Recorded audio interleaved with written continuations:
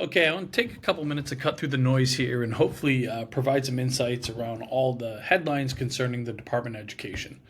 The first thing I will do is read the bill in its entirety, and that is the Department of Education shall terminate on December 31st, 2026. That's the entire thing. So a lot left to the imagination there.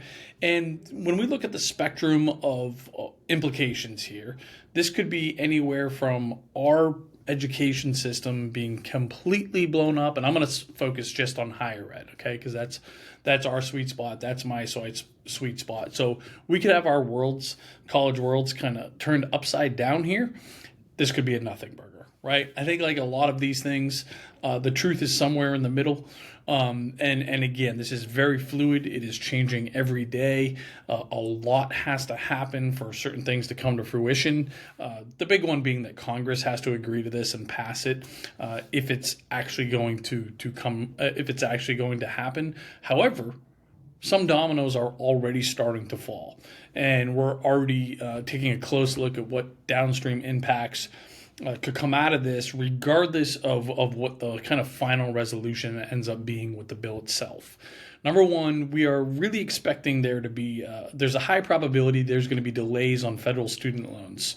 I think there's going to be delays on federal parent loans, and we could even see the federal parent loan, it's called the PLUS loan, actually disappear altogether as a part of this. So some personnel are leaving voluntarily, others not so voluntarily, but either way, I think one of the first places we're going to see an impact is the servicing of these loans, which also means forgiveness. So students and parents that are looking for federal forgiveness, again, they could see a delay in just the admin functions that a human being is still taking care of. And again, as staff is eliminated or cut down or has to be trained, again, I think those are some delays that we should expect to see.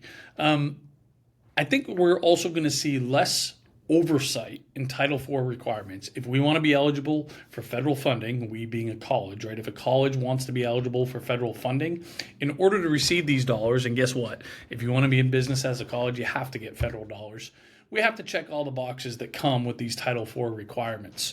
I think with less oversight, now that's asking a lot of these colleges to be as diligent. And especially if they don't have a financial incentive to keep up with all of these requirements. One of them is Section 504, which is students with disabilities. Every college, again, has to have a certain, some minimum services that they need to provide with students that have disabilities. And there's a spectrum, but you have to have a bare minimum if you want to get these federal dollars. I do worry that not having, again, having less oversight, and colleges that don't have to maybe pay for these services if they're not in exchange for, if they're not financially incentivized to do so, are they going to do so out of the goodness of their hearts? I'm not sure, but I'm a little worried about. That. So that's something I got my eyes on. Another thing that colleges need to provide in order to have be eligible for these federal funds, they have to have a net price calculator. What's a net price calculator? Basically, this is a simple calculator that goes on a college's website. That the intent of this is to say, hey, look it. If you're accepted into our college, here's about how much you can expect to pay for college. You're going to be eligible for discounts, or you're not going to be eligible for discounts.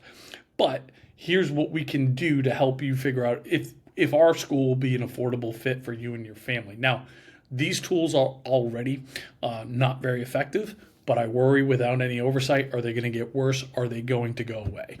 Something else that again has already happened is that we're seeing a reduction or freeze in certain research grants for medical schools, right? So some folks are saying this is going to completely, could be a major problem in terms of medical research.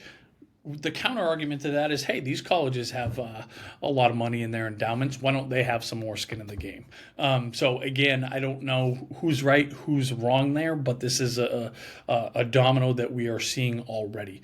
What's the takeaway? What can we do as consumers with the information we have today? Take accountability.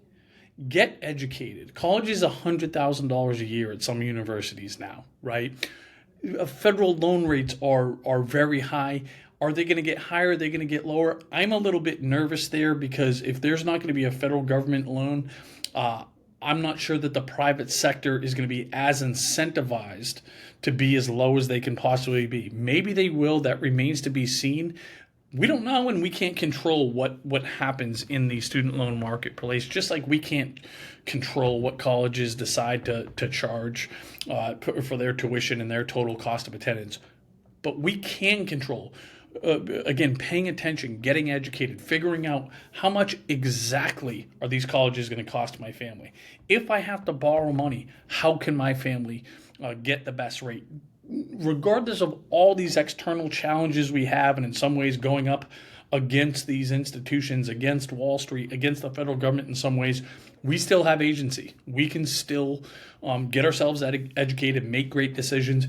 If you're not one of our premium members already, I strongly encourage you to consider doing that because, again, all of us, this already challenging, expensive investment that is sending your kids to college, it probably just got harder. Hopefully I'm wrong about that, right? Hopefully I'm wrong about that. And guess what? This is not a perfect system to begin with, but we're probably going to go through some short-term pain here. So we got to make sure that we are making the correct decisions.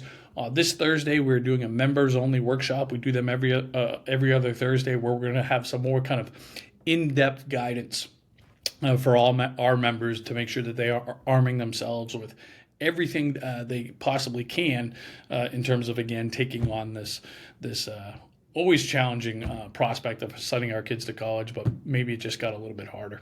Thanks.